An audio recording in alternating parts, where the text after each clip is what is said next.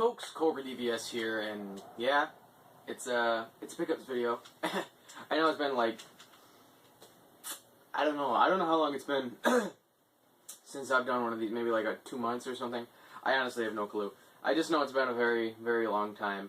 And just a quick update, in that time, I mean, I've uploaded a couple of videos, but in that time, I've gotten some pretty crazy stuff. Now, a lot of it I haven't kept, a lot of double stuff. But you know, you find good deals out there, and it's hard to pass them up. So that's what's been going on. But I do still have some pretty outstanding stuff, and I'll go ahead and get to that now. Now, I'm going to probably start out with probably the best thing, and the only reason I'm going to start out with this is because I'm actually selling it. If it were a game I actually really wanted, I'd probably keep it. But I think somebody else will appreciate it and probably play it more than I will. And it's a Sega CD game, and it's probably the most expensive game on the system. It's Heo Flying Squadron. I found this at a game store for $50, and you cannot pass that up. The last one that sold was complete for like $330 or something. The only problem with this one, and it's kind of a big problem, is that the manual really isn't there. It's just the front cover.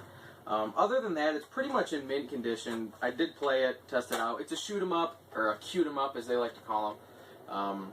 You know, it's a fine game. It's just not one I really want to play. If you're seriously interested in it, like serious, please do send me a message. I'm not obviously looking to get $330 for the manual being in that condition. Some things I'm looking for if you are thinking of a trade, I'm looking for Guardian Heroes on Saturn. I'm looking for Dracula X on Super Nintendo, and a Ninja Gaiden Trilogy manual. Those are just a few things.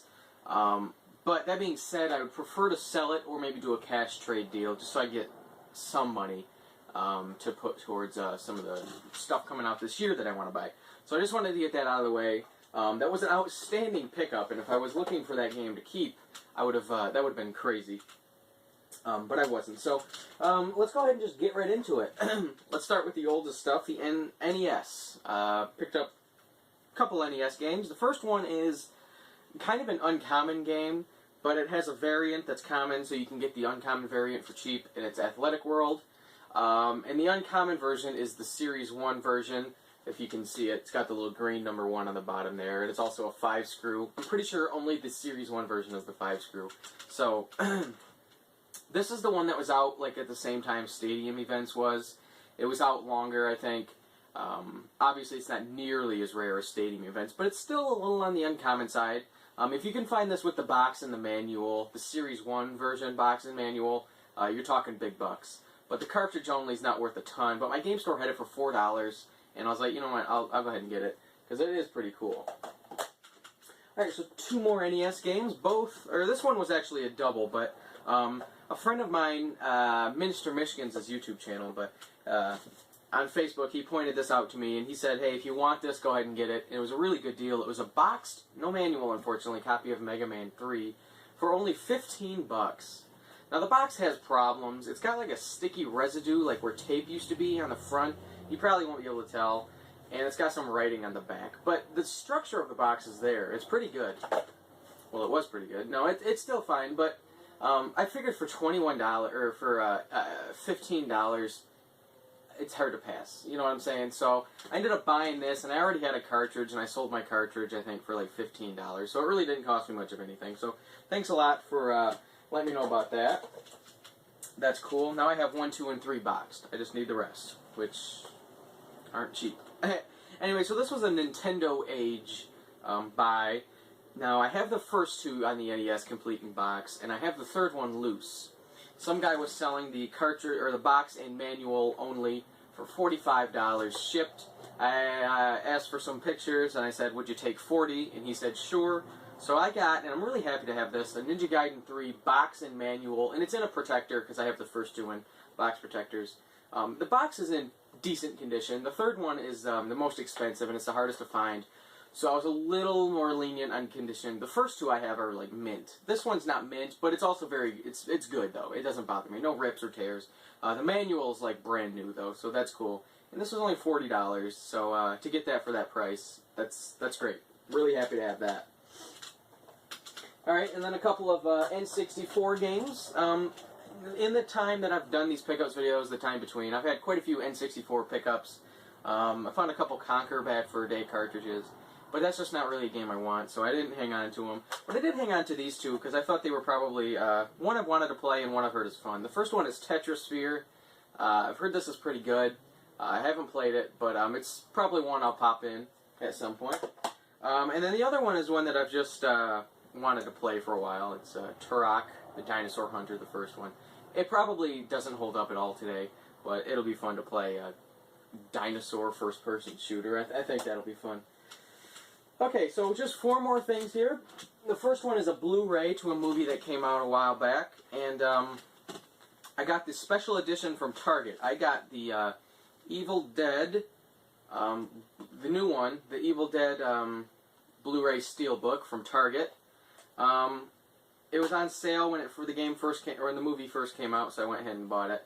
It was only like 20 bucks or something, but as far as the movie goes, I do like the movie. I mean, obviously it's not as good as the first one, or the originals, which they never are, and this one didn't try to be, so that's what's good.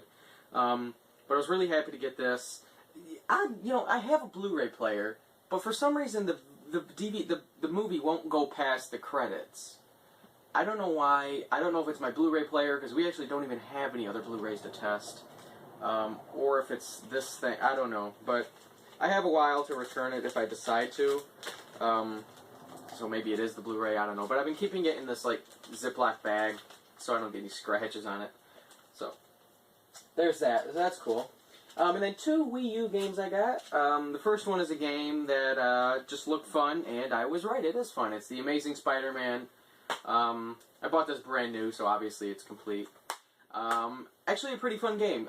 It's not quite as good as like Spider-Man 2 on the Xbox, GameCube, and PS2, but it's still pretty good. A little buggy. It's not a perfect game by any means, but it is fun, and that's the key. It's fun. It's not nearly as deep or as good as Arkham City or anything like that. And it does try to be a little Arkham City-like, if you ask me. But on the whole, though, it's actually a pretty fun game. And it's a Wii U game, and God knows there aren't very many of those. So, and then this one was the one that, I mean, as far as Wii U games, this is the biggest release of the year so far. Pikmin 3. I've already beaten it. Okay, it came out on Sunday. I'm filming this on, was it Friday? I beat it on, was it Thursday or Wednesday? I beat it in just a few days. That's not to say it's short, mind you. I put a lot of time into it. Let's just say that. So it's not that it's a short game necessarily, but I just played a hell of a lot of it. Outstanding, by the way, this game.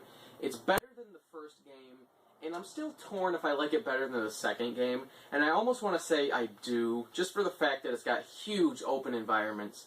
And the second one was sort of constricted sometimes by the underground parts of it, and those are fun, but most of the game takes place underground, so it's kind of like, it gets a little repetitive after a while. But Pikmin 3 is all outside for the most part. It's just really fantastic.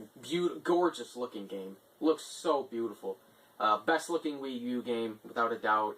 And definitely the best Wii U exclusive, no doubt about it. So, this just kicks off the sudden slew of good releases on Wii U, and I'm really excited about it. So, I definitely recommend this. I've beaten it, but I'm going to play through it again, do the challenge mode, everything like that. So, the only gripe I have, no online co-op or competitive thing, which is stupid, but it's still a great game.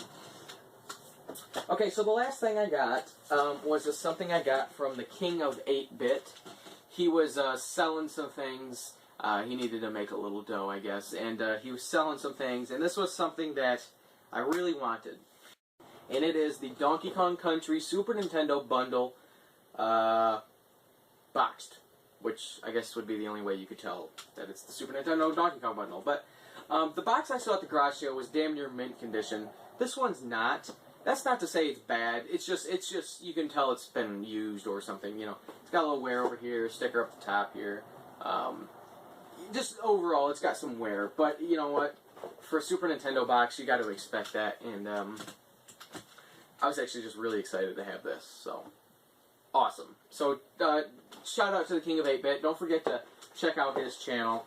And yeah, actually, you know what it was? I didn't even buy the system. I just bought the box, the styrofoam, and the Donkey Kong Country cartridge, and then he kept the system, and I have a system already, so that saved on shipping and a little hassle and everything.